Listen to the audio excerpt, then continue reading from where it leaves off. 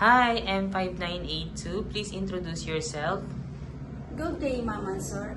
My name is Elizabeth Roldan. I am 39 years old, married, and blessed with 3 children.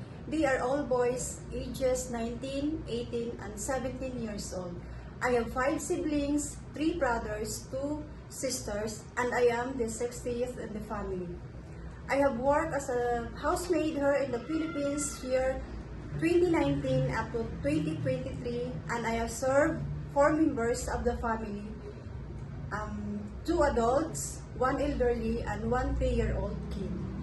My main duties is the child care and assisting the elderly by accompanying her in her daily walking, exercise, and sometimes reminding her to take her vitamins and medicine if needed.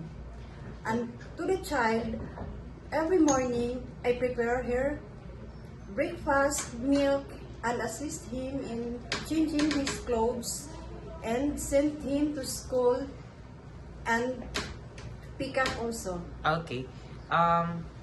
Your religion, by the way, I am Catholic, sir. and your highest educational attainment. I am a second-year college level, sir, and took up computer secretarial. Okay.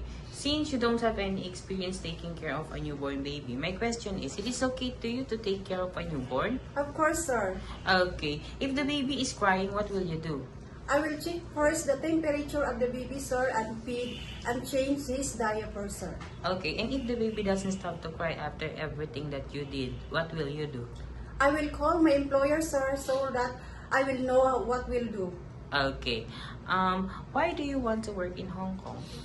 I want to work in Hong Kong, sir, because of high salary, and Hong Kong is one of the most safest and near country near the Philippines. Okay. And how long do you want to work in Hong Kong? As long as my employer, sir, want to work with them, I will work with them. Okay, sir. so it is okay to extend your contract. Yes, sir. Okay. Do you have any idea how to prepare Chinese food? No, sir. But I am willing to learn how to cook Chinese food by watching TV, online videos, recipe books, and then Okay. that's it, sir. And you could also ask your mom and sir if you got an employer in Hong Kong, ask them if they could teach you how to prepare, right? Yes, sir. Okay. If your employer prepared some food that you are not familiar, it is okay to you to eat the food that they provide? Yes, sir. It is okay to you to share jobs as a helper? Yes, sir. It is okay to you to work on Sunday or in a holiday setup by your employer? Yes, sir. It's okay for me, sir. How about sharing a room with kids? Yes, sir. I'm okay, sir. How about cutting your hair into short? Yes, sir. How about taking care of pets Yes, sir. I love it, sir. and taking care of elderly? Yes, sir. If your employer or one of your employer's family don't know how to speak English, it is okay to you to learn Cantonese? Yes, sir. Of course, sir. Okay.